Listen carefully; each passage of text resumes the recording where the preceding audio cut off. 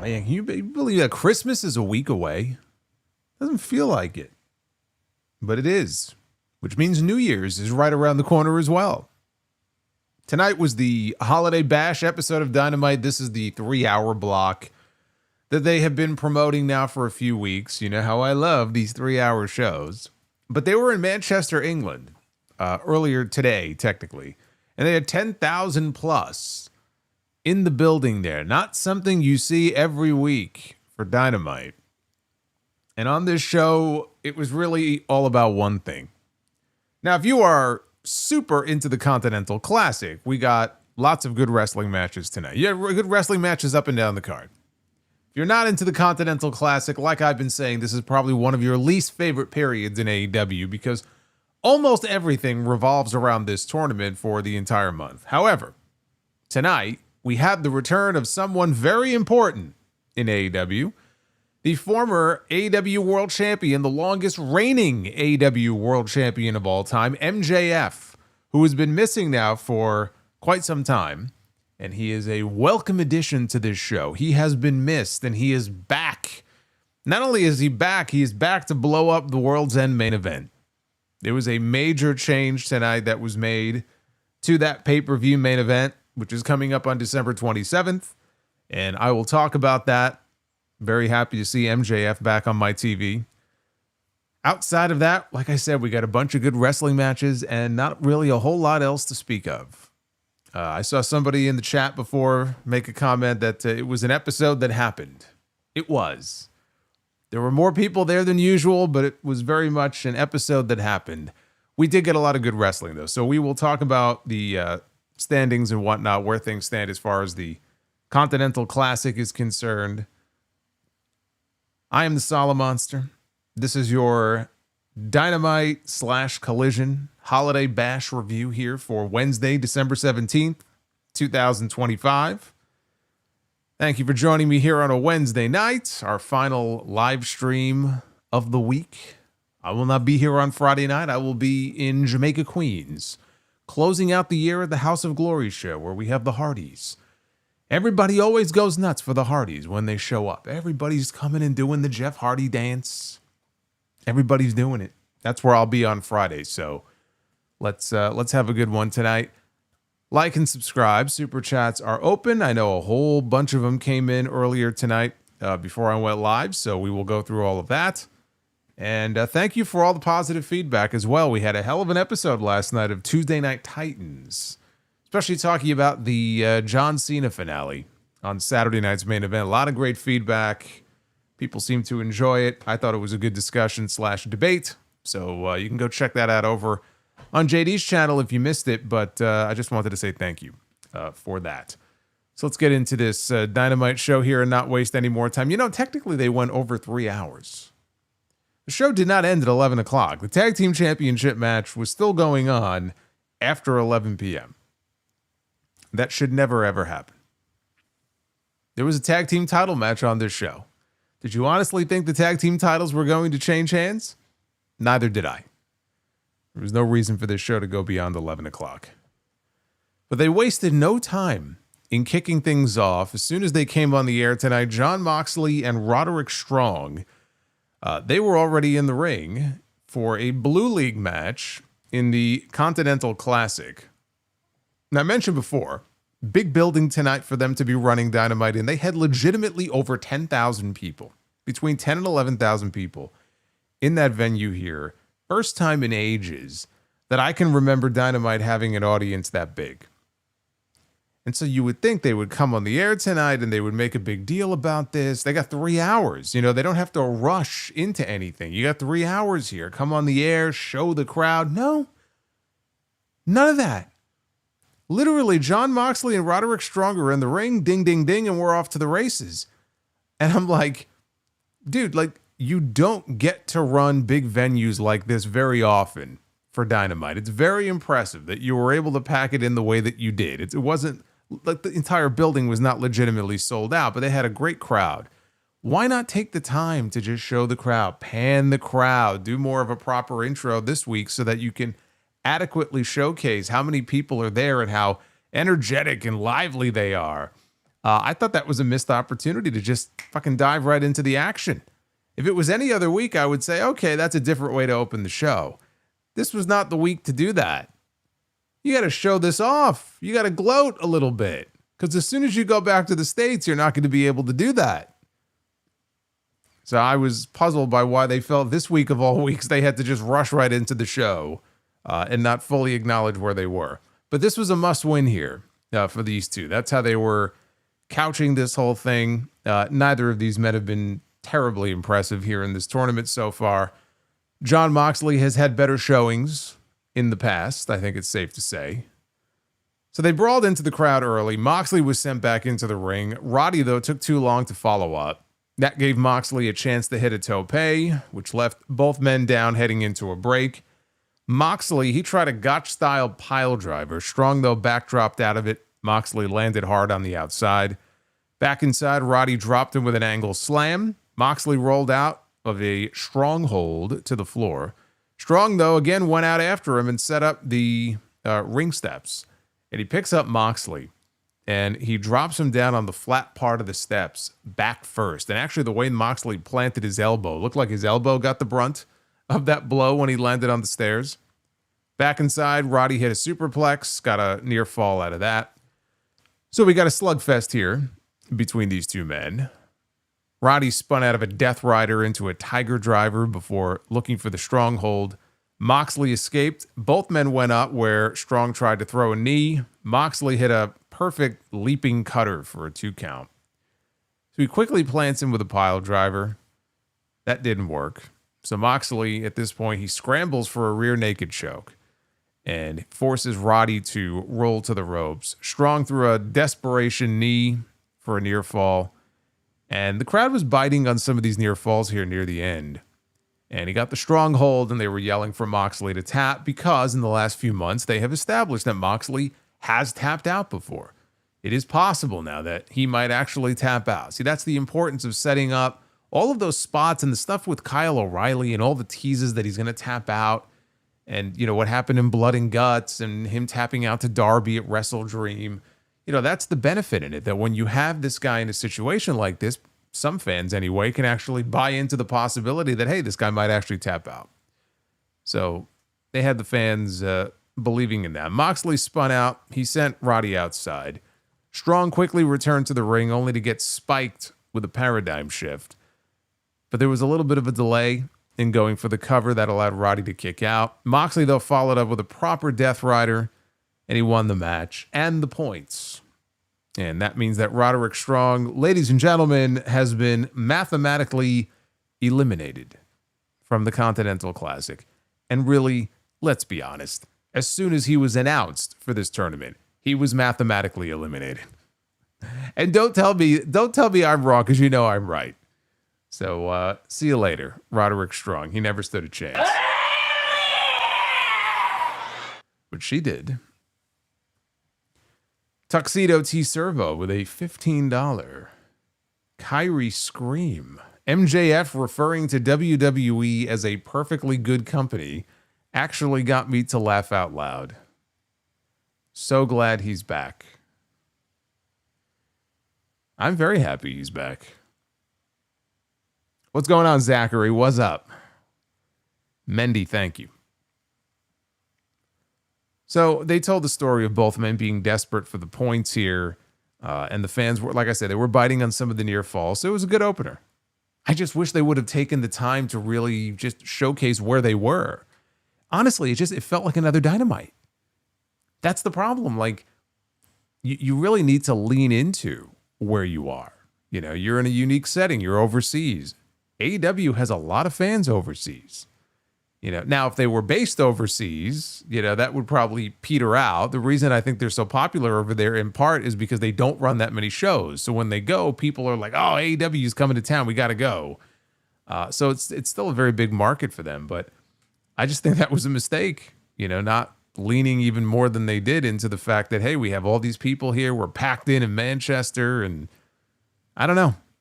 This just felt like another opening to any Dynamite that you would see on any given week. So Eddie Kingston was backstage, quick promo here from him. Of course, he lost to Samoa Joe last week at Winter is Coming. Winter has come.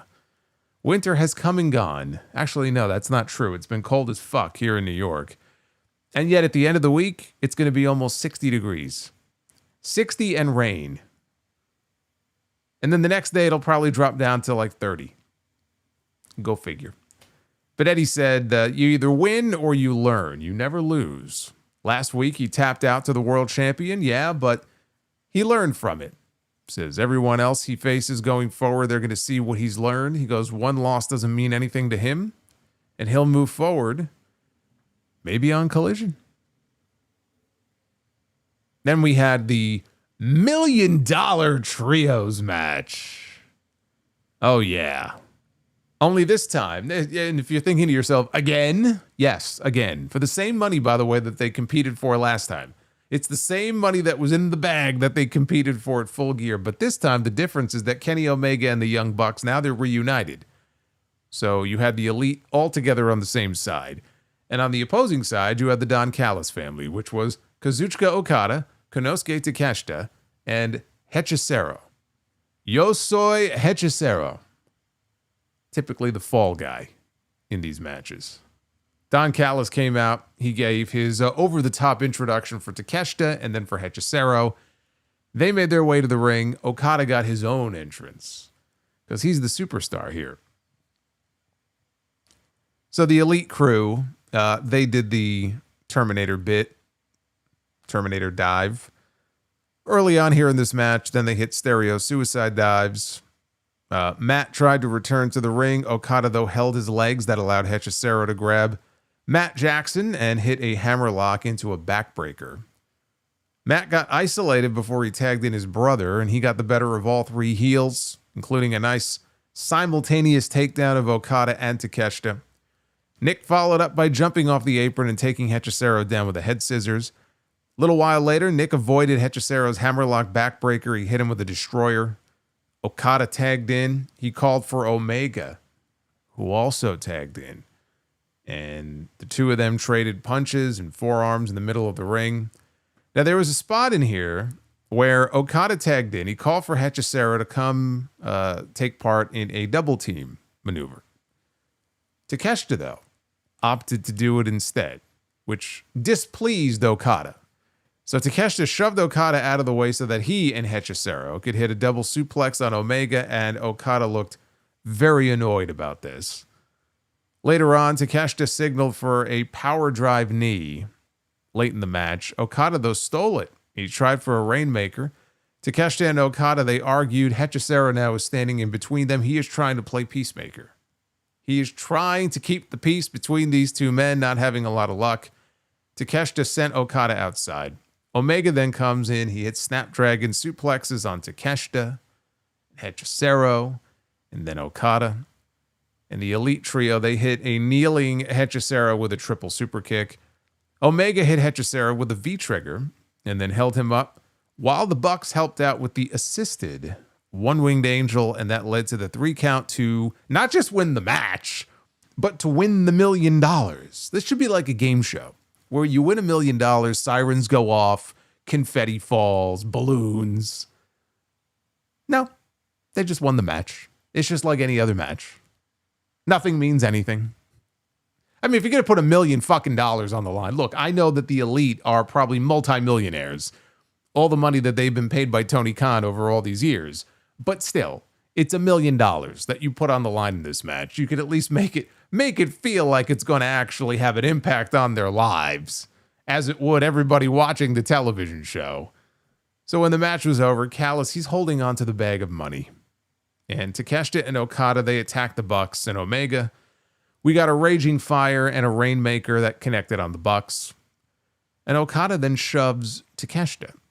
And Takeshita returns the shove. Callis is on the apron now. He is jumping up and down. He is scrambling, trying to get them to just stop and behave themselves. Omega returns with a broom and chases them from the ring. The Cleaner is back. I don't know that the crowd really picked up on that. The money was a non-factor in all of this. A complete and total non-factor. It is a stupid gimmick And Tony needs to give it a rest. I mean, we joke about all the titles and all these things he loves to do and the money stuff. Like, enough. Especially when it comes to like $1 million.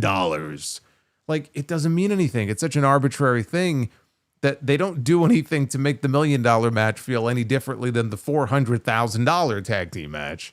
It's just stupid. It's stupid. It has no effect on anything. Please, for the love of God, put it on the shelf. I know he is overflowing with money. He just doesn't know what to do with it. Please, save your money. Please. I beg of you. Enough with the money. But I will say, anytime we get Omega and Okada in the ring together, I mean, you have my attention. They had that great match, obviously, in Texas at All In. So we got a little bit of Okada and Omega for the first time ever on Dynamite here tonight, and I'm here for it. And of course, in this match, and really the main reason why this match was even booked in the first place was to further the conflict between Takeshita and Okada. And there really is nothing else at this point that they could possibly do with these two outside of continuing to do angles like the one they did tonight. And at this point, we have seen it so many times. There's only one thing left to do. Get them in the finals of the Continental Classic. I will be stunned if the finals ends up being anything other than Okada and Takeshita. And if they do it, hopefully it's just match number one, and we get a second one somewhere along the way. But I just don't see how it could be anything else. And I only say that because would Tony Khan want to continue to tease it and drag it out just a little bit longer? I don't think so. I mean, you can't discount the possibility, but like, again, there's no AEW pay-per-views after World's End until Revolution. Revolution, I think, is March 15th. And if you're not going to do it at World's End, and again, I'm sure he will, but if you didn't do it at World's End, there's really no other appropriate place to do it, that first meeting, but on a pay-per-view. Can't have another 3 months of this stuff. Yeah, I mean, they have done a very, I think, admirable job of building up to this point where people now are hungry to want to see these two in the ring and just knock each other's blocks off. You got to give it to them. It's the only match that makes sense in the finals of this tournament. Now, you can debate the winner. Like, if he wanted to extend this out to 2 matches, 3 matches, does he want Okada to win the first one? Look, there is absolutely a chance that Okada wins that match. I would prefer it be, Takeshita. But if the idea was that Okada goes on to win the entire thing, and then they extend it out to Revolution, Dynasty, whatever, fine. Like, I'm okay with that. And then ultimately with the goal of turning Takeshita full babyface and bouncing him out of the Callis family, like, that's fine. But I'm ready for the match. There's really not a whole lot left to do. It's very repetitious at this point. The pay-per-view is a week from Saturday, so we're not too far off. And it's like the one main story that they have been building now for months that I'm invested in. I'm fully into it, and I am genuinely excited for the payoff. I'm excited for the match. This really is the one. Now, after this, it was time for the contract signing for the AEW World Championship match coming up at World's End on December 27th. Now, it was seemingly going to be Samoa Joe defending the AEW World Championship against Hangman Adam Page. And then Swerve Strickland beat Josh Alexander on Collision last week and laid his claim to wanting a shot at the AEW World Championship.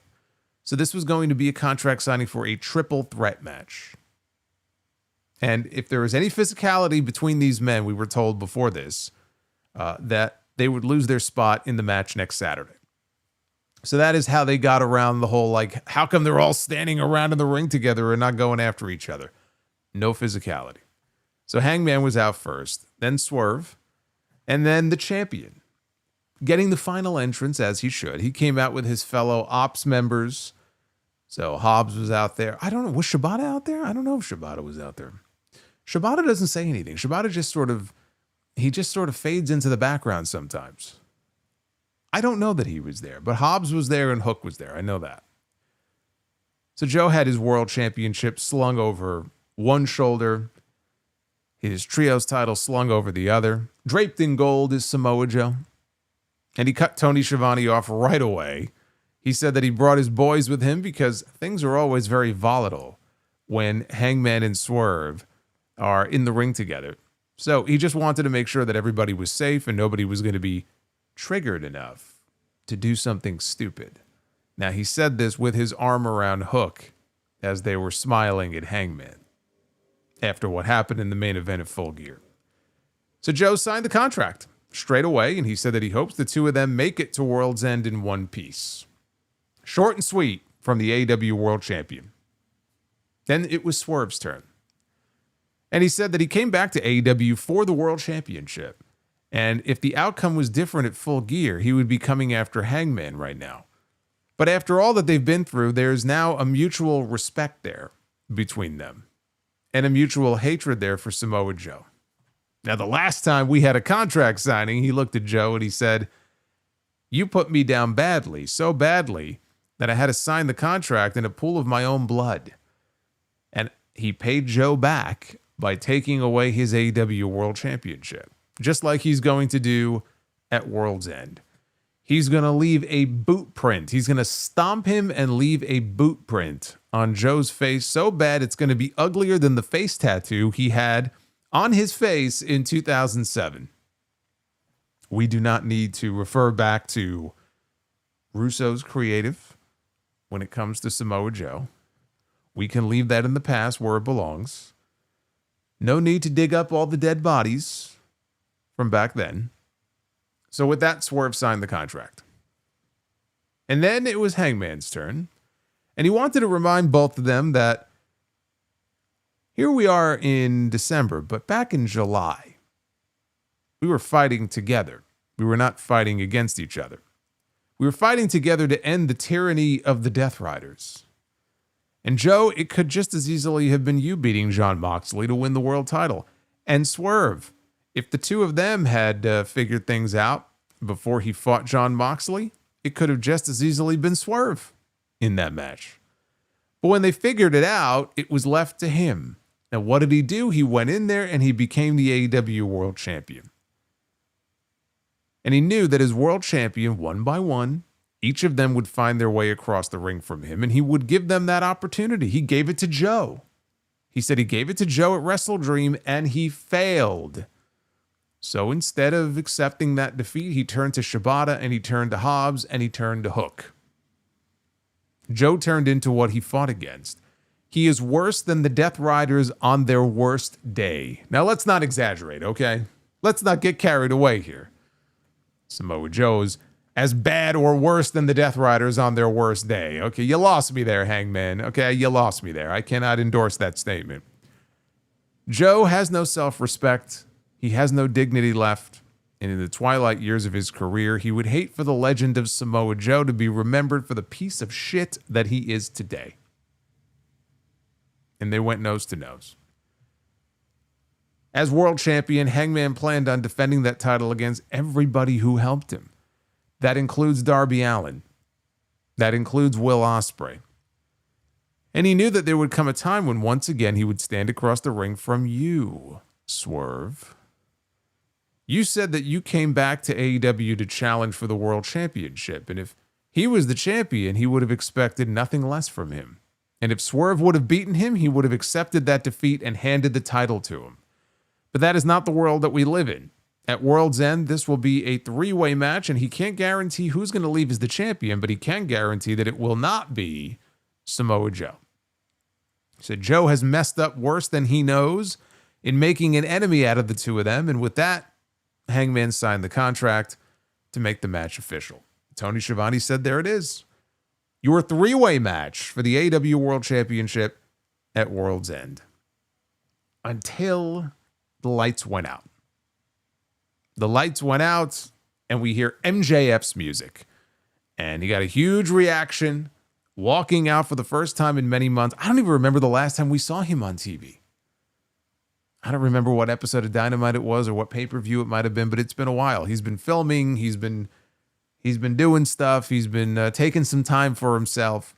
And now MJF is finally back on TV. And the fans sang his song or hummed his song. It has no fucking words. As he came down to the ring. So he gets into the ring,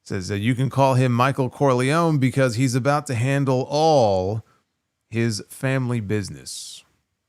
December 27th, Chicago, Illinois, World's End. He gets back what's rightfully his Triple B, his AEW World Championship.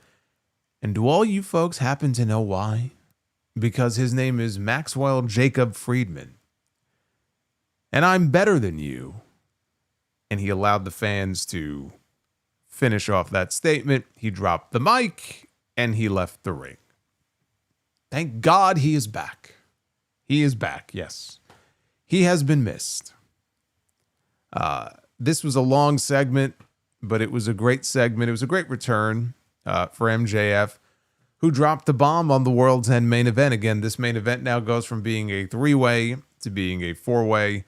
And right away, the thing I like the most is that they took the time, as soon as he announced this, that he was cashing his contract, to address the obvious elephant in the room, which is why the fuck would he do this? He earned that contract. He still has time to cash in that contract. And so why would you want to cash it in against 3 other men instead of just one? Why make it a harder mountain to climb? And so he addressed that right off the bat. And he said, look, I've been called a coward. I've been called this and that. And I cheat and I take shortcuts.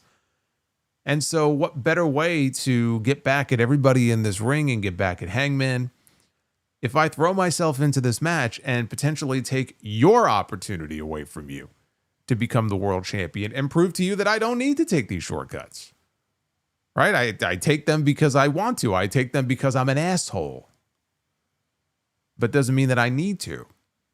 So I'm going to call your bluff and I'm going to cash in my contract and I'm going to make sure that you don't become the AEW world champion and I get my belt back. Now, you can still look at that and go, man, just logically, though, it's still dumb. But you know what? He addressed it. I'm glad that they took the time to try to explain why MJF, who in the past has taken the coward's way out, would all of a sudden, show some integrity and say, you know what? I'm confident that I could win this championship, even though my chances go way down in a 4-way as compared to a singles match. At least they addressed it. So that was the thing that I liked there right at the top of his promo. The other thing is, this means and this is what I was thinking before we got to the end of the show. Like, I'm watching this and I'm going, this is great. Because it means he's going after the gold and not the stupid ring. He has held the Dynamite Diamond ring every single year that this company has been in existence from almost day one. It has become less so some sort of trophy that anybody can win, even though it technically is, but it really has become a part of his character. It's become a part of his gimmick. It's become a part of him. It's not the AEW diamond ring. It's the MJF diamond ring. That's basically what it's become until now. He's got bigger fish to fry. He's got bigger things to chase after instead of a fucking ring, which that doesn't have magical powers, okay? He's exhausted all of its magical powers. He doesn't need it anymore. Let somebody else win it. Maybe they can incorporate it into their own gimmick, the way that he has over the last 6 years. So this all but guaranteed, unless he snuck in as a last-minute surprise, that we were finally going to get a new holder of the diamond ring, which is for the better. But I look at who's in this main event now at World's End, and, I mean, you look at this collection of talent in that match, and the collection of talent in this match is pretty sick. And what I love is that they all have history of some kind with each other. We know the history with MJF and Joe. We know that Joe and Hangman, they've already had a couple of matches. We know that Swerve won his first world championship from Samoa Joe at Dynasty. We know that Hangman and Swerve have had, if not one of the greatest feuds in AEW history. A feud that actually elevated both men. More so Swerve, because even the first match they had, let alone all the craziness that came later on in the cage and everything. That was really the match and the program, the feud, that elevated Swerve to a level in this company that he was not at before, where people looked at him and go, you know what, this is a main event player. Even if you thought that he had the ability and the talent to one day get there, sometimes all it takes is working with that one guy. It's like what Bret Hart did for Steve Austin in WWE. It's like the perfect analogy. Austin was very talented. Everybody knew he was very talented. And there were probably people who looked at him and said, you know what, this could be a main event player one day, but you know what? He's not quite there yet. And then he started calling out Bret Hart. And Bret Hart came back and they worked together and he beat him. But you know what? Between that and the WrestleMania match, that took Austin to a level that maybe he would have gotten there. We'll never know, but it would have taken a hell of a lot longer. That feud, even though he lost all those matches, that feud elevated him. Working with Hangman elevated Swerve to world champion status. And the matches they had were great, gory, a little too gory sometimes, gory, violent, brutal, bloody, all those things. So there's a lot of history there. Now, MJF and Swerve, they have never wrestled in AEW before, but they have already teased at least a couple of times before. They've had some run-ins, they've had some interactions on TV. So we haven't gotten the match yet, but we've gotten the teases for it. And so now we're going to get the chance to see them in the ring together. It's not going to be a singles match, but we get to see them, share a pay-per-view main event where they're all going to go absolutely out of their minds and I'm sure do all kinds of crazy shit. But I'm very much looking forward to this match. And again, I like that there's a lot of ties that bind all four of these men together. Realistically, the title either stays with Samoa Joe or it goes to MJF. I don't see Hangman winning the belt back in this match. I don't see Swerve winning the belt back in this match. That is something you should take your time with. And really, if you're going to do it, build to it in 2026. We still don't know when Will Ospreay is going to be back. Surely he should be in that mix. Be great if he was back in time for that Wembley show. That may be, pushing it, but when they get him back in the mix, he'll certainly be in the world title picture as well. But yeah, I mean, this main event, I was already looking forward to it, but more so now. I'm very much looking forward to that match and getting MJF back at this time when Darby Allin is out. We don't know for how long. Will Ospreay is out. We don't know for how long. Bobby Lashley is out. We don't know for how long, but evidently it's going to be for a while. I still don't know what the exact injury is. MVP was the one who announced that Lashley was hurt last week. That's why Shelton Benjamin was in the Battle Royal tonight and not Bobby Lashley. And then Fightful was reporting that apparently whatever the injury is, it's expected to keep him out for an extended period of time, which basically means the Hurt Syndicate is dead. The Hurt Syndicate is on the back burner for the foreseeable future. Without Bobby Lashley, there is no Hurt Syndicate. And the Hurt Syndicate was one of the most popular acts in the entire company. So they're missing a lot of people. Getting MJF back is a very big deal for them. I'm glad he's back. We had a giant 8-woman tag team match with the new women's tag team champions, the Babes of Wrath, Willow Nightingale and Harley Cameron, teaming up with Toni Storm and Mina Shirakawa, the women they beat in the finals of that tournament, to take on the TBS champion Mercedes Moné, Athena, Megan Bayne, and Marina Shafir. They did not have a lot of time here. I don't even think this went 10 minutes. So there was a lot of craziness here and just, it was a sprint in a very short period of time.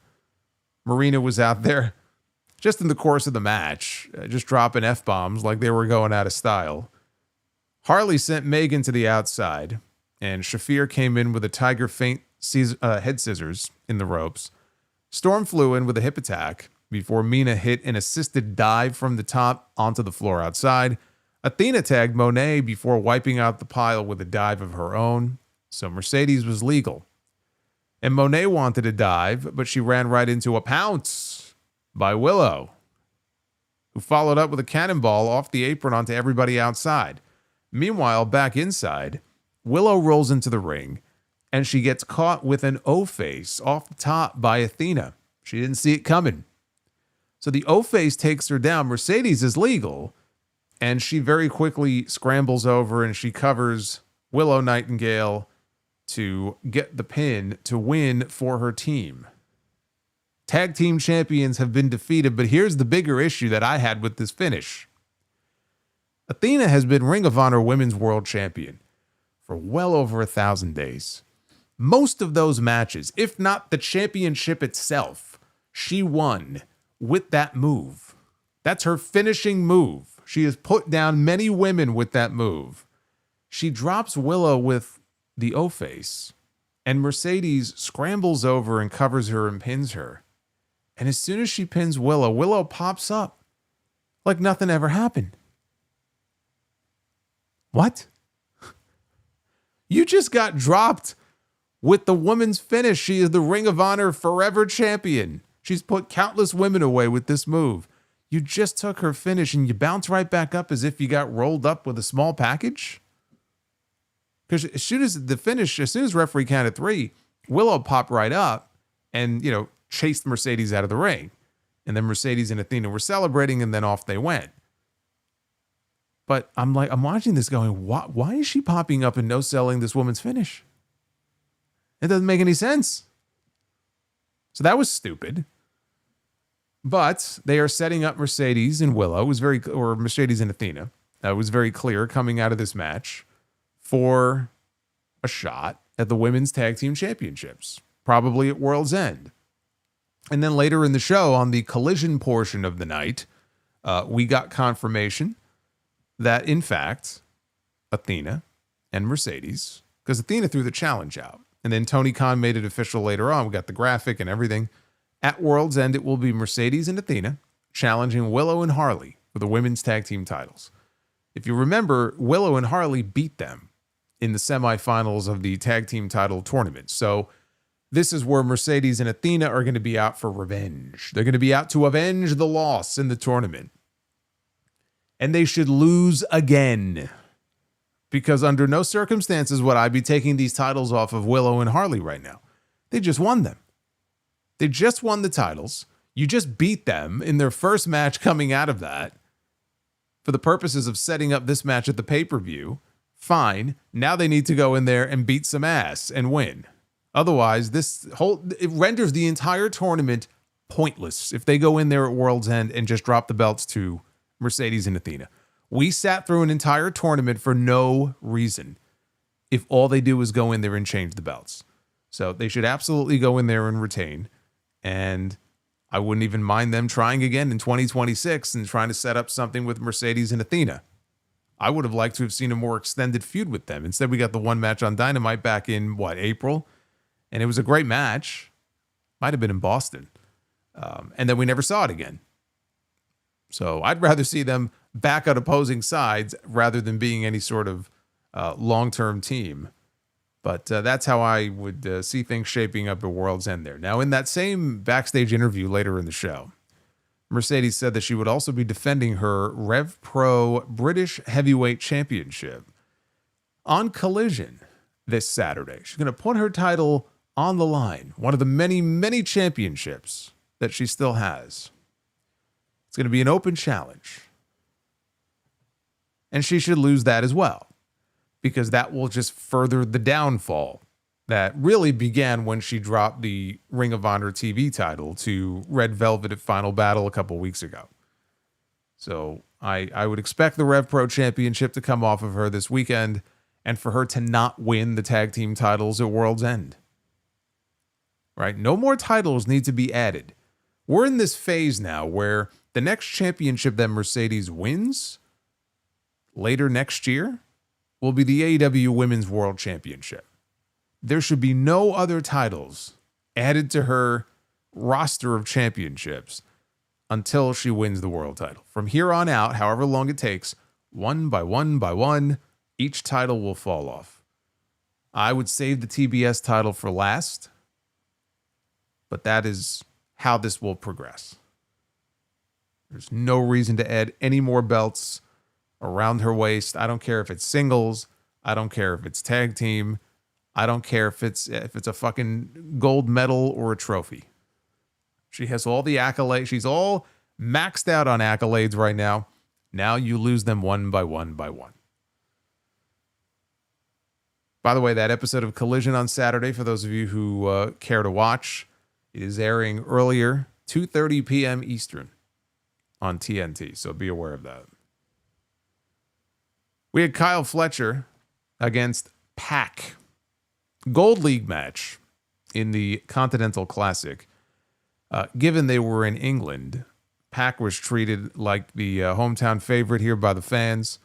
The only time any one of the Death Riders will get a reaction like that is when they're in their hometown. So if it's John Moxley in, Cincinnati, Pac in the UK, Claudio, well, I guess they're not going to run any shows there. They're not running any shows where Claudio is from. And then you got Daniel Garcia and you've got Wheeler Yuta. And I mean, at that point, I want to say Garcia is a California guy, but I could be completely wrong about that. I could be. Although he did win the PWG title. I guess that doesn't mean he's from California, though. But we had Kyle Fletcher and Pac. We got a series of reversals to kick things off. Pac tried to keep Fletcher grounded in the early going. Fletcher escaped. Pac floated over into a snap Hurricane Rana, sent Fletcher outside to regroup. Pac quickly went out after him, only to get turned inside out by a lariat. Back in the ring, taking too long to go up top, Fletcher got caught when Pac jumped up to join him on the ropes, and he delivered an avalanche release belly-to-belly suplex, heading into a commercial break. You know, I'm looking at Pac these days, man. Like, he is just ripped to shreds, and like his shoulders and everything. Like, I don't know. I don't even know. Like, I don't even know, because he's not the biggest guy in the roster, height wise. But like, I see him out there now, and he is as like jacked as he has been his entire career, like in WWE or anywhere else. It's just such a weird body type. Like he's, I don't know. I don't know what the secret is. I don't know what he's been doing. I mean, I guess there was a period of time that went by there where he had a lot of time to just work out and get his body into a state that no one's ever seen it before. Good for him. But I don't know. It's crazy to see the transformation that he's undergone. So during the break, both men turned each other inside out with a double clothesline on the floor. Came back with Pac trying his home run lariat, only to run into a Michinoku driver for two. Pac teased the Black Arrow. Fletcher, though, rolled outside. So instead, Pac readjusted and hit a huge moonsault out to the floor. Back inside, the Tiger Suplex landed, but Fletcher kicked out. And we had the ring announcer for the show, by the way, was Arkady Ora. So she made the trip overseas. She did the ring announcing for them. We got a time call here. We were 10 minutes in with 10 minutes left here in this match. It's actually 2 championships. All of her British championships are on the line. Rev Pro and Queen of Southside. Okay. They said Rev Pro on the show. You can blame Excalibur. I don't believe he mentioned Queen of Southside. Yes, Pac is taking his vitamins for sure. He's eating a lot of chicken breast. Getting a lot of protein. I'll say that much. So yeah, we had 10 minutes in, 10 minutes left. Pac again went for a Black Arrow. Fletcher rolled to the opposite side of the ring. And Pac avoided a second Michinoku driver. He spiked Fletcher with a Poison Rana. Pac again tried his big lariat, but he ran into a leg lariat in the corner. Or not in the corner, but he was basically doing the Braun Breaker thing where he's hitting the ropes back and forth, building up speed. And when he hit the ropes and he went to go come off, he got met with a leg lariat by Fletcher, who then gave him a Liger Bomb only for a 2 count. Pac avoided the Brain Buster. He attempted a flying crossbody, but he got caught. Pac, though, floated over and he applied a Brutalizer. And then he got Fletcher down. He flattened him on the mat and he put on a proper Brutalizer. And Fletcher was fading. It looked like he was going nighty-night. But he managed to get his foot on the bottom rope. Third time was a charm, though, for a very frustrated Pac, who finally hit the home run lariat for a close 2 count. Pac quickly went up top for the Black Arrow. Fletcher exploded up, crotched him on the ropes, and Pac took this just horrendous crash and burn fall where he bounced off the buckle and the ropes on the way down and landed on the mat. Once he staggered back up to his feet, though, in the corner, Fletcher caught him with a haluba kick. Fletcher spiked Pac with the brainbuster. Pac kicked out. And the crowd cheered. Yeah, like he's this just big returning, conquering babyface here. Fletcher wanted his buckle brainbuster. Pac, though, fought out into an avalanche poison Rana. And he followed that finally with the Black Arrow to get the win. That Black Arrow was clean. And it got a huge reaction, too. I've always said it's a great looking finish. It's probably the most beautiful looking finisher in all of wrestling. And I was saying that back when he was still Neville, wrestling. Remember when he wrestled Seth Rollins on Raw that time for the WWE Championship? He's been using that move for over a decade now. And just, he hit this one clean. Great finish. Great match. It's been a reoccurring theme here with, in particular, Kyle Fletcher in this tournament. He goes out there. He's had a bunch of great matches. So now we've got a 4-way tie. Atop the gold lead, we have Okada, Fletcher, Speedball, and Pac. They are all tied with 6 points each. After this, it was time for the Dynamite Diamond Battle Royal. Just shy of the 10 p.m. hour. The last 2 men remaining will meet one-on-one next Wednesday on Dynamite. Not only for the Diamond Ring, but for the right to then go on to challenge for the AEW World Championship January 14th. That's the Maximum Carnage episode of Dynamite. Imagine going through the entire month and just all of this, the relentless matches in this round robin Continental Classic, and it's their version of the G1. And you go through this entire tournament, all for the right to win the Continental Championship. But you win a battle royal on this show. You win a battle royal on this show. You still got one more match after that. So you win the battle royal. You win a singles match. But then you get a shot at the AEW world title. There's just something very ass backwards about this. It's a little too easy to get a world championship match as compared to everything these men are putting themselves through in this tournament. Something just feels off about this. But nonetheless, here in this battle royal, no MJF. So we knew that we were finally going to have a new owner of this diamond ring. So the participants were Shelton Benjamin. Again, no Bobby Lashley because he's hurt. Luchasaurus, Ricochet, the Gates of Agony, Brody King, Bandito, Josh Alexander, Mark Davis, Anthony Bowens, Max Caster, and Ace Austin. When the hell was the last time we saw Ace Austin on AEW Dynamite? I think the answer is never. I mean, it's true. He's talented, but he doesn't get featured on this show. But he's in a battle royal where he could be in line for a world championship match. Yes. Mark Davis, Ace Austin, Toa Leona. Unbelievable. Wrestlers were already surrounding the ringside area. They made their entrance as some were making their entrance. The Demand actually attacked Brodito in the aisle as they were on their way down to the ring.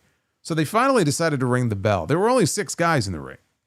Well, let's ring the bell. I think we're ready to kick things off here. Okay. So the bell sounds. Benjamin and Luchasaurus, they slugged it out. We had the former members of the Acclaimed. We had Caster. We had Bowens. Reluctantly, in agreement here, they were going to do their old scissor me timber spot, which they did. And then they each went to a corner and they were teasing scissoring each other. But as they started to come in, Ricochet grabbed Max Caster and dumped him out over the top rope. Ace Austin got launched over the top by Mark Davis, who also eliminated Anthony Bowens before they went to commercial. Ricochet springboarded into the clutches of Shelton Benjamin, who launched him into a Luchasaurus chokeslam. Benjamin got tossed out by Alexander. Davis got dumped by Luchasaurus, who was then eliminated by Alexander. King fought off all of the Demand members, and he gave Ricochet a running Death Valley driver into the corner onto Toa Leona. Josh Alexander, he picked King's leg with an ankle lock. Brody rolled through into a Bandito monkey flip, eliminating Alexander. So Brody was stalking Ricochet out on the outside, and he squashed him up against the barricade. Toa Leona, meanwhile, launched Brody into the front row. Bandito escaped a fireman's carry by Bishop Khan, but he did not see Toa Leona sneak up from behind. He was about to eliminate him. When Brody King returned, he took the bullet for his partner, and he eliminated himself and Toa Leona. So the two of them were gone. And then Bandito hit a Hurricane Rana, sending Bishop over the top rope to the floor, and that left Bandito and Ricochet. Now, Ricochet, I think, was kind of hanging out outside.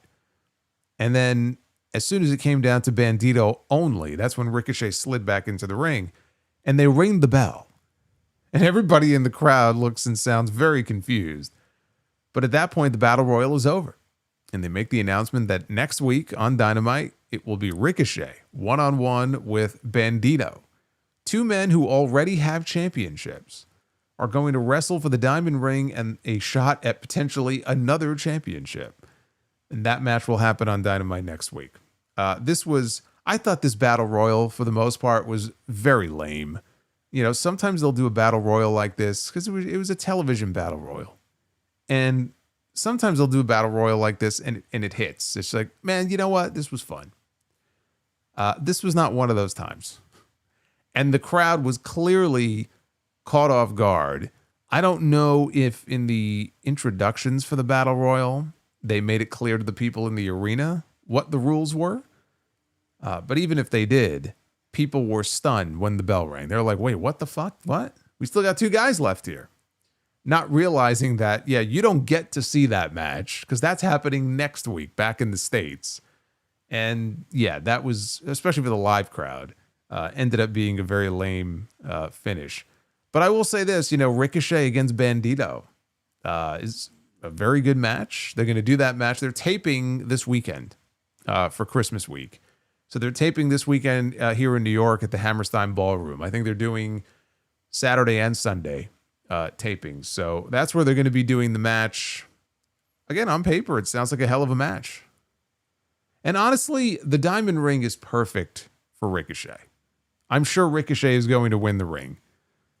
Which means, by the way, that if Ricochet, if I'm right, and Ricochet is going to win the Diamond Ring, it actually would make more sense for him to be defending the title against the babyface, if you think about it. I mean, you could do Samoa Joe against Ricochet. You could do MJF against Ricochet. I just think it would make more sense to do Ricochet and Hangman, Ricochet and Swerve. Obviously, the two of them have history together going back to earlier this year. As I sit here right now, I just don't see Hangman or Swerve, you know, walking out with that championship. But I do think that Ricochet winning the title or ring, whatever you want to call it, makes the most sense. And then he could take that ring. Honestly, like him walking around with this gaudy ring on his finger and occasionally using it as a weapon to win matches, like it just suits him. It suits that character. The hell does Bandito need the ring for? Like the ring is not even really a babyface gimmick. It's meant for a heel. I can't imagine giving it to Bandito unless they just want to do away with it. He'd probably win it and then we would never see it again. You know what? Now that I say that out loud, maybe that is the better idea. Let's just get rid of the ring altogether. If MJF is not going to have it, then there's probably no point in anybody walking around with it. So this is where the collision part of the show kicked off. You know, it's very annoying. I watch the show each week on HBO Max. I just think overall, it's just, for me, a better viewing experience. But when the show ends, it's the dumbest thing because the show ends on these 3-hour nights. And technically now it's collision. So the stream just ends. And there's a screen. It just stays on that screen. Thank you for watching. So you got to close out of that and then go find collision, which usually is a little further down on the menu, and just open collision. And then it just picks up and it just goes from there. It's like Raw and Warzone back in the day, like two separate shows, except it's, you know, for tonight, for the purposes of tonight, really, it's not. But in the official listings, I guess it is.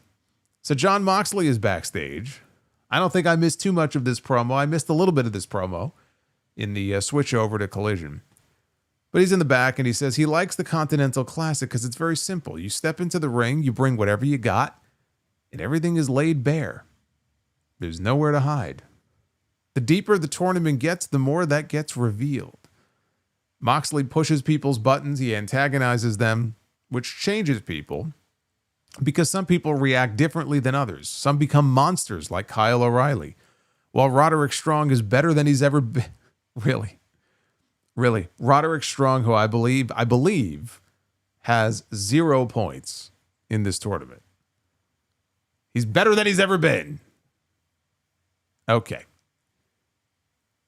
So he said that he left Moxley 30 seconds away from being shit out of luck in this tournament in their match tonight.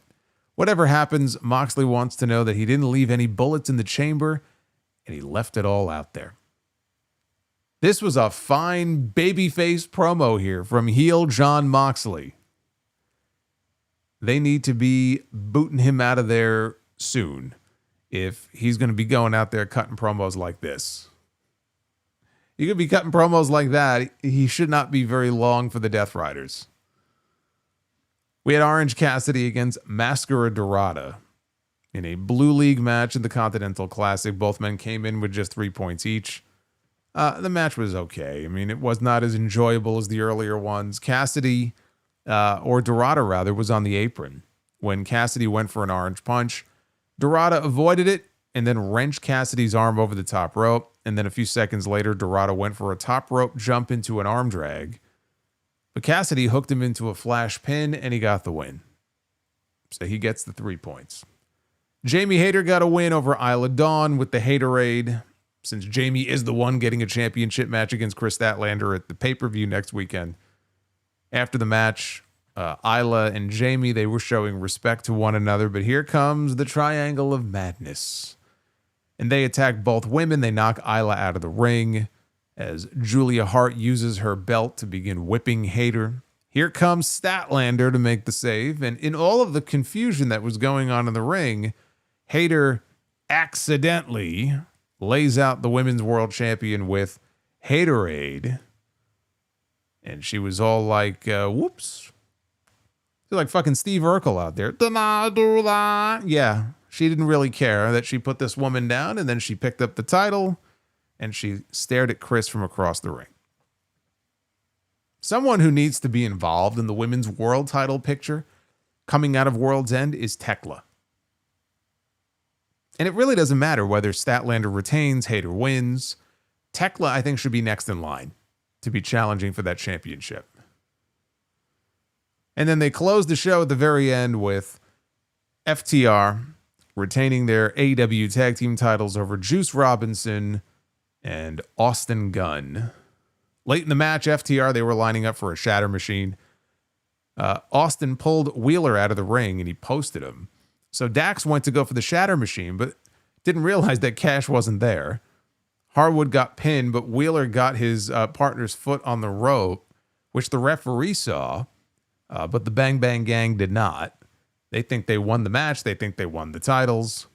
The match continues, though. FTR got chop blocks, top rope stomp from Wheeler to the leg of Robinson, and Cash Wheeler with the submission got Robinson to tap out. Oh, you like that? Da-da, da-da.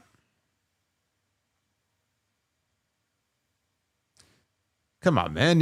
How many of you grew up on Urkel? Peace in the Middle East, rain in Spain. I mean, there's so many great quotes from back in the day. Gotta eat cheese. Well, that will not be one of my quotes. But yes, that was one of his. So FTR retains the tag team titles, as if there was ever any doubt. And I could not click off fast enough because it's like, fuck, it's 11:03. The show is still going on. I got a stream to do. Click. Let's wind this down. So look, you got some good wrestling on the show. You get good wrestling in this tournament every week.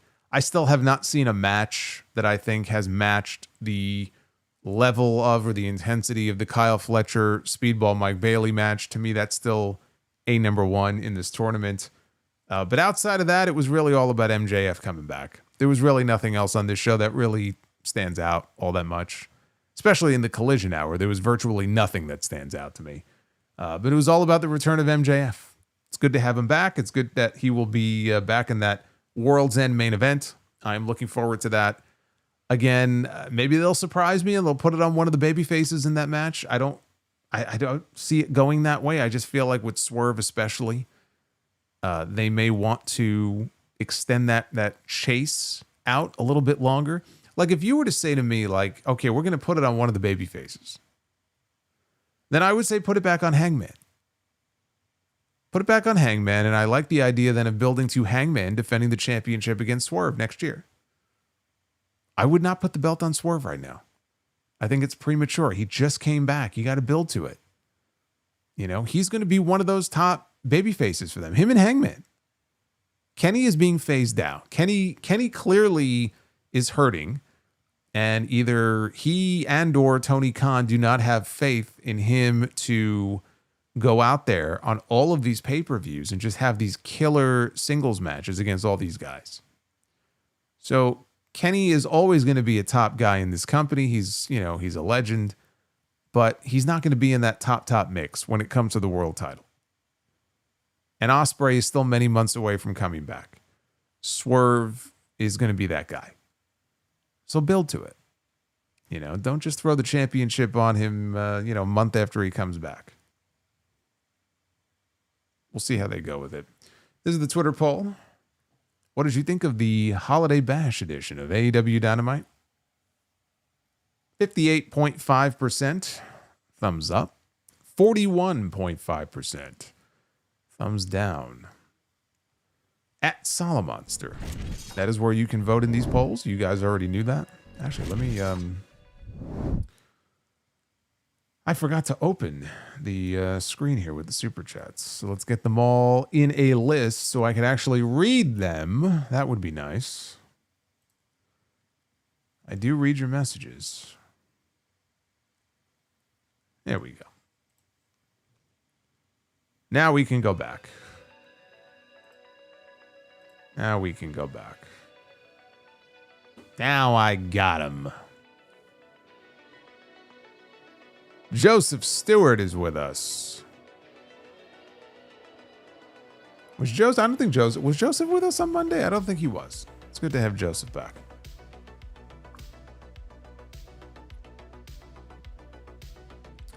Sarah thinks MJF is the most likely winner of the four-way. It would be sort of like a circular moment for him because he lost the championship at that very event 2 years ago. And it was Joe who beat him for it. So now that Joe is the champion, for MJF to come back and be the one to take the title from him would be kind of poetic. I said it before. I think either Joe sneaks it out and keeps it for a little while longer, or MJF wins the belt. I really don't see it being the other two. Joseph, Robin or Batgirl? Robin. Happy 30th anniversary to Robin Williams' movie Jumanji. How about that? What's my favorite scene in Jumanji? There was a scene where there was like a monster who eats the cop car. Remember David Alan Grier was a cop in the movie? And what was it, a plant or whatever it was? Like grabs the cop car, swallows it. And then he's just like, fine, take it. Maybe that one. I don't remember too much else about that movie. Buy or sell, Jumanji or Mrs. Doubtfire? Mrs. Doubtfire, for sure. Which role would you like to have seen Robin Williams play before Jim Carrey was cast? The Grinch or Liar Liar? Liar Liar. Have you seen the Christmas movie To Grandmother's House We Go? With Mary Kate and Ashley Olsen? Yeah, I'm not... I don't have any movies with the Olsen twins on my watch list. Was I a fan of the two of them? Sure, when they were on Full House. They were funny when they were kids on Full House. After that, I couldn't even tell you what they were in. I think doesn't one of them run a clothing line or something? Wasn't Heath Ledger staying at one of their apartments when he died? That's about all I know about the Olsen twins. Have I seen the superhero movie from 1996 called Barbed Wire with Pamela Anderson? I am aware of it. I never did see it, though. So no. And was I a fan of Pamela Anderson? You bet your ass I was. Who wasn't? Who wasn't back then? Who do I think that she had great chemistry with? Shawn Michaels or Diesel? I don't think she had great chemistry with either one of them. I never got the impression she wanted to be there. It was just a paycheck. Her agent is like, here, it's an easy payday. Just go do it. She always seemed very disinterested to me. Thoughts on Sting's son debuting in wrestling? Possibly signing with AEW. Good for him. He's a dead ringer for his father. I think he could probably use a performance center, though. I know he's been training with Darby Allin. And apparently he's looked really good in the limited matches he's had so far. But he's still very new to this. And I feel like he's someone who would benefit from probably going through that system. But if he signs with AEW, great. I just hope, they take their time with him. Two-Face is rumored to be in The Batman Part 2. Rest in peace, Gil Gerard. He played Buck Rogers. Have you seen the TV show Buck Rogers in the 25th Century? I have not. Is it true that Diesel was over with the women in the children's audience in WWE in 1995? I'm sure he was over with the women. I would imagine he would be. Big 7', 300-pound guy with long hair like that. Yeah, he probably made some of the women swoon.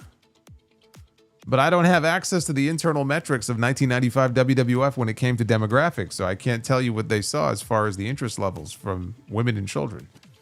I don't know how much merch he sold that year, so that would dictate how much interest there was in the children's demographic in Big Daddy Cool Diesel. How many black gloves did he sell? Evidently not enough of them, or Vince would have kept the title on him for a little while longer. What are your thoughts on David Johansen? Is it Johansen or Johans? David Johansen's performance as Tommy Thanatos in Mr. Nanny. I have no idea what that's in reference to, so I can't even answer that question. Did you see both Mr. Nanny and Suburban Commando in theaters when it first came out? I saw Suburban Commando, yes. I did not see Mr. Nanny. Do you remember the Suburban Commando video game? The video game?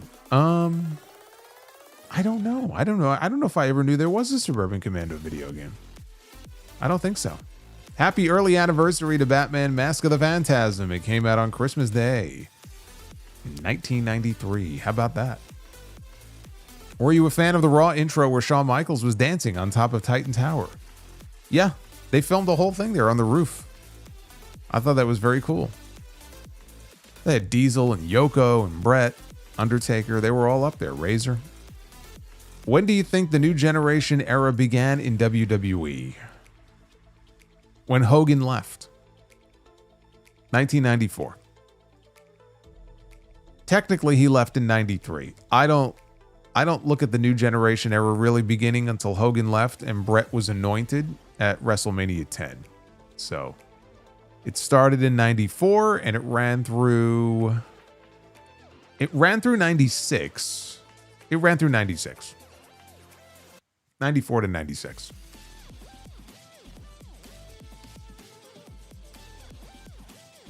Looking back, what are your thoughts on the new generation era in WWE? I was a big fan back then. Looking, it was a lean period for them, but it was a period that was necessary. They had to get new faces over. They didn't. All the other guys aged out or they left and went to WCW. They didn't have Hogan. They didn't have Savage, among others. It was a rebuilding period. It was needed. Some of it was good. Some of it was not so good.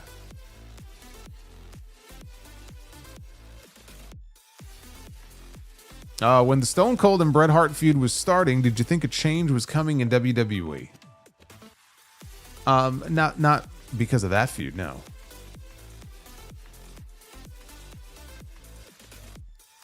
That just felt like another feud to me.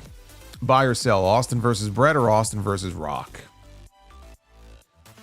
Austin and Bret, I mean, again, I hate comparing these things. I love them both for different reasons. Austin and Brett was necessary. Austin and Rock was just a fun byproduct of them, of like them making the moves that they made to get these new guys over. And so I love them both, but I would buy on the Austin and Brett feud if I had to buy on one.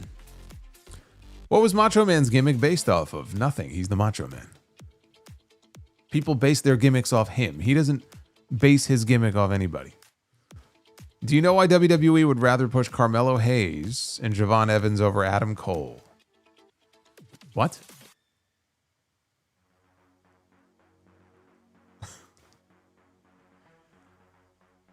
Who said they wouldn't push Adam Cole? We'll never know, will we? He never got that main event.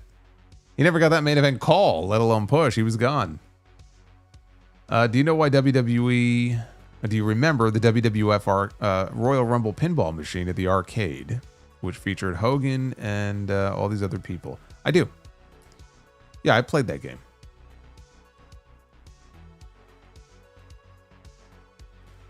Do you remember the Batman Forever pinball machine? Nope. Or the one for barbed wire? Nope. The Rumble one I do. These other ones like Last Action Hero and stuff that you got listed here, Addams Family. I don't think I played any of those.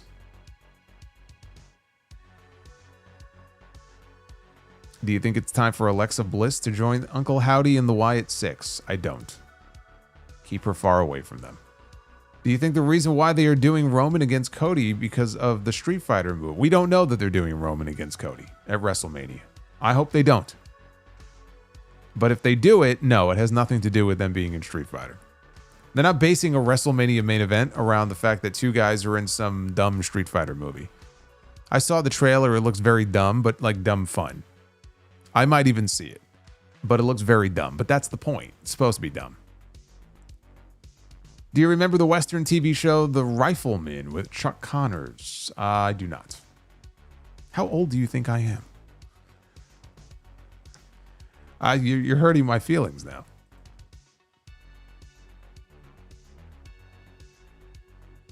If Brett had beaten Hogan at SummerSlam, who would Brett have faced as the champion going into WrestleMania 10? Maybe Owen. Brett versus Owen, you do the feud and it becomes a championship match.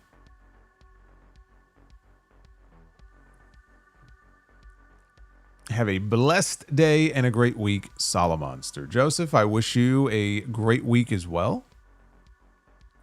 Again, I won't be live on Friday, but we'll be live next Monday. Hopefully you'll be with us. If not, have a great holiday next week if you are celebrating. Elder Murray, what were the original plans for Bray Wyatt, Uncle Howdy, and Alexa Bliss as a faction? Was it meant for Uncle Howdy to bring them all together? We're never going to know. Nobody knows. Nobody knows except Bray and Bo, and I don't even know if Alexa would have been clued in as to all that stuff. So unfortunately, we'll never know for sure. I would imagine we would have been headed, I would think we were going to be headed towards Bray against Howdy eventually.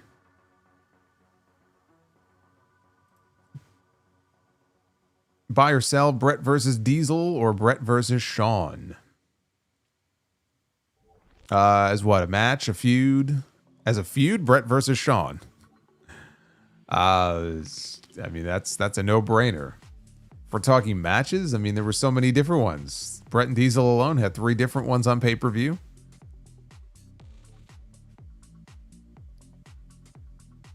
Brett and Shawn had a whole bunch on pay-per-view. Brett and Shawn had the better matches. So I guess that answers your question. Cena versus Edge or Cena versus Punk? Cena versus Punk. What is your favorite Raw moment during Christmas? Stone Cold stunning Santa Claus.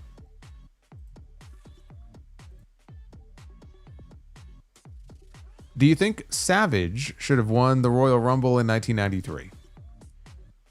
If it got us Brett against Savage at WrestleMania, then yes. That was the first year that winning the Royal Rumble punched your ticket to the main event of WrestleMania.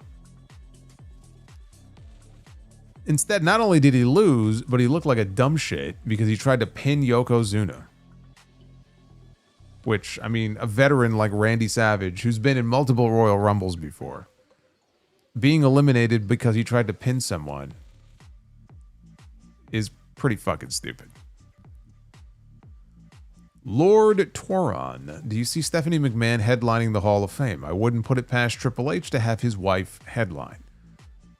God, I hope not. She's not going to headline the Hall of Fame. I don't know if it's going to be Cena. It should be Cena. It really depends on his availability in Vegas next year. It should be John Cena. But Stephanie as the headliner would be incredibly stupid. Dry chicken and ribs. Let me tell you how Gunther can get more heat on himself. He goes to a mall, talks to Santa, chops Saint Nick, and makes kids cry. Yeah, Gunther has to make all the little kids cry now. Little snot bubbles coming out of their ears or their nose. If he can make snot bubbles come out of their ears, that would be very impressive. That would be very impressive. Drew McIntyre got a lot of bad ideas coming for Cody Rhodes. Sends a snake to the Rhodes house as a Christmas present. Let's not steal past storyline ideas, okay? We can be a little more creative than that. Emperor Comet, we want Vince chants at WWE, and now I'm hearing Diddy chants on AEW. Yeah, I did hear that. I did hear the dipshits in the crowd tonight chanting for Diddy.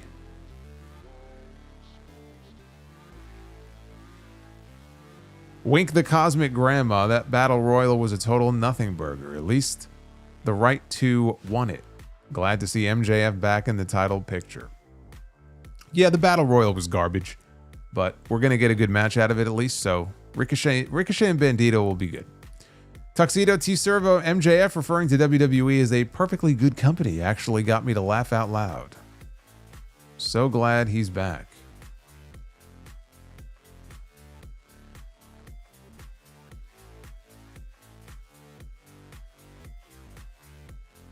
Arabian Night says, MJF always mentioning WWE is still lame.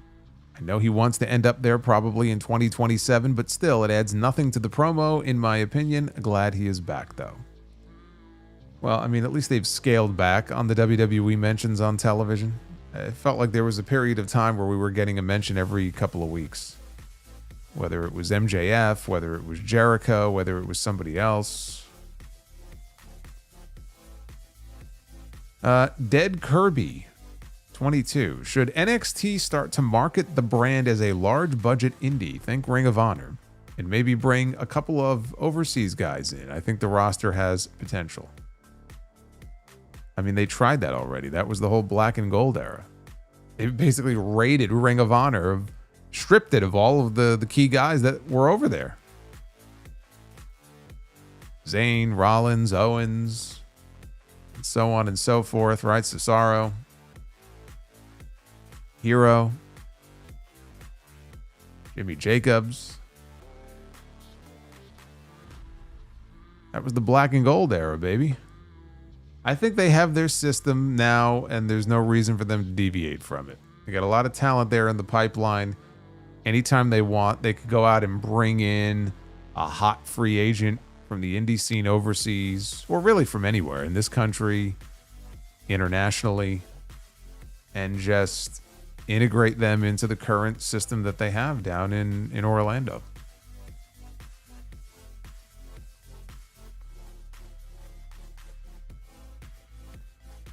The one Ray Passmore. I wish people in AEW did not take extended absences. I could say the same thing about WWE.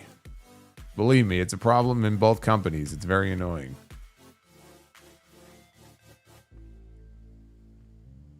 Not that I'm against people, getting time off, but it just feels like, I don't know, whether you have certain talents that have a movie role to go film.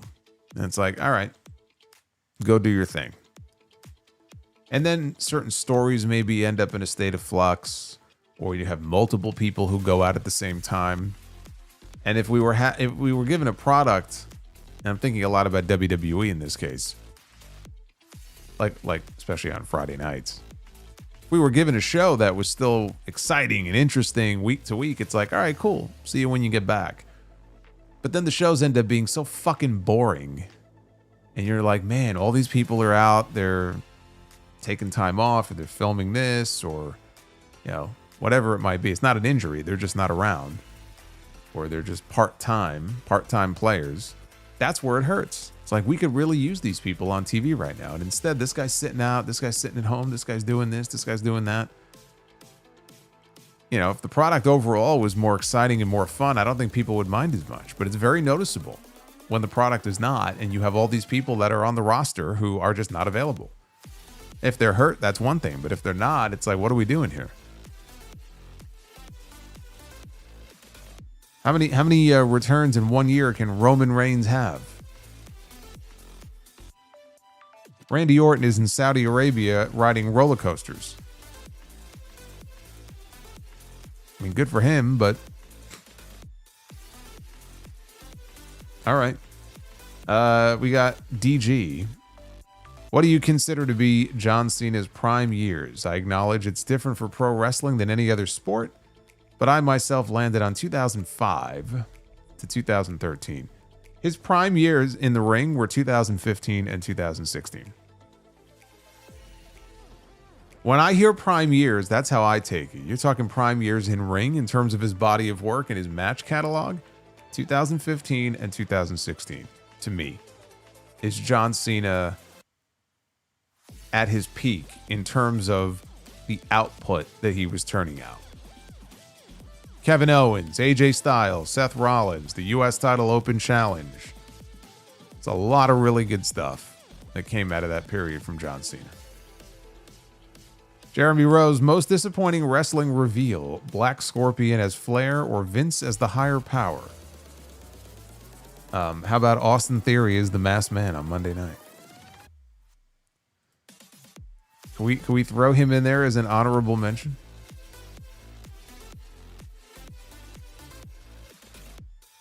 What do you think about the NXT title change botch last night? Yeah, I'll talk more about that on Sunday. Shit happens.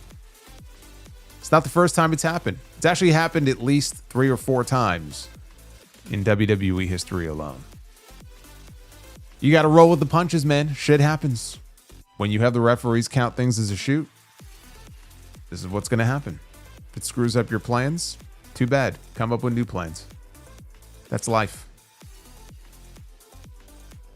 You know what? Maybe it's a blessing in disguise. Now Blake Monroe doesn't have a mid-card championship in NXT. You know what? You can call her up to SmackDown. Boy, SmackDown could sure use her. The only issue there is that there's a lot of similarities between her and Tiffany Stratton. Do you want Blake Monroe and Tiffany Stratton on the same show? I would almost want them on different shows. So maybe move Stephanie to Raw. I'm sorry, not Stephanie. Move Tiffany to Raw and put Blake on SmackDown. That's what I would do.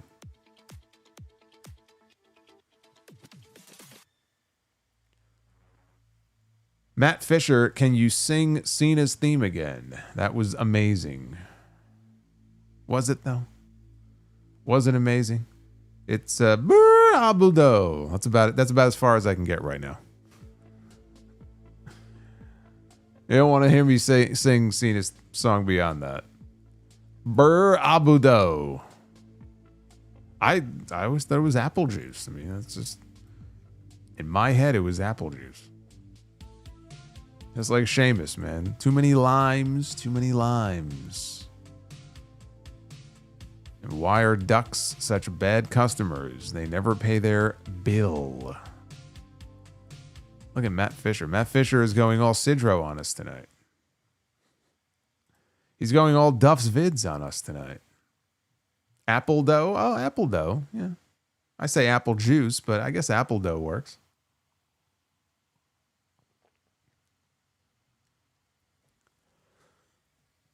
I still think the best thing ever was many years ago. We went through this period where people were taking photos of their closed captions during Monday Night Raw. Whenever Randy Orton would come out, it was like the early 2010s. And when his theme music would play, the closed captions, like each week it was something different. So, when his song starts, it's, I hear voices in my head, they counsel me, they understand. But like the closed captions would have it as like, I hear voices, or not even voices in my head. It's like, I have oysters in my bed. And there was one where it was like, I have boys in my shed. And I'm like, boy, this is getting really dark here. There was another one, I ate poison, now I'm dead. I was more entertained by the closed captions for Randy Orton than I was Monday Night Raw during that period. Emoji Matt 87, thank you for the $4.99. What did the drummer name his twin daughters? Anna 1, Anna 2. I got that joke from Sidra not that long ago. A few months ago. It's a good one. It's a good one, but not one that I haven't heard before.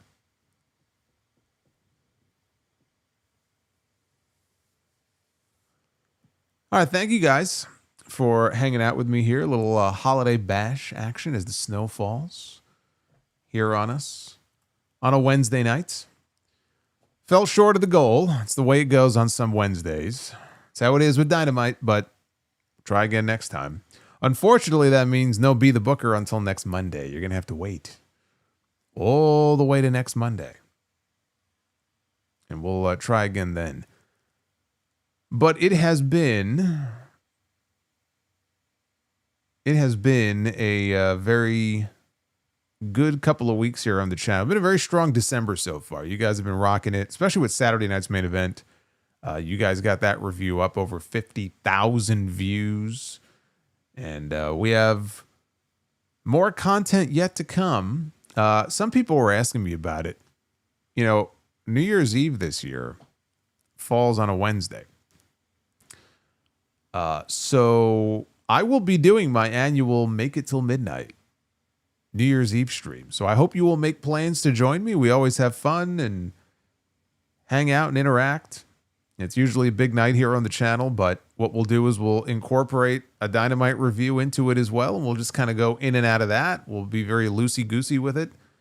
But yeah, there will be a Dynamite review as part of that, but I will still be live for New Year's Eve on the 31st. So that is the current working plan at this point. At this point, it's been like a 5-year tradition. I think this might be the 5th year in a row.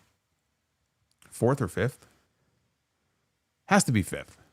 First one I did was 2020. I remember that because the whole theme of it was to hell with 2020. I think that was the first one that we did. So it's coming up. It's coming up. New Year's Eve is coming up. Make your plans. Warhawk Rambo. So you feel the current WWE product is too homogenized and prioritized towards advertisers. AEW, in my opinion, is more fun. Hey, look, different strokes for different folks. Some people are going to find AEW more fun for lots of different reasons.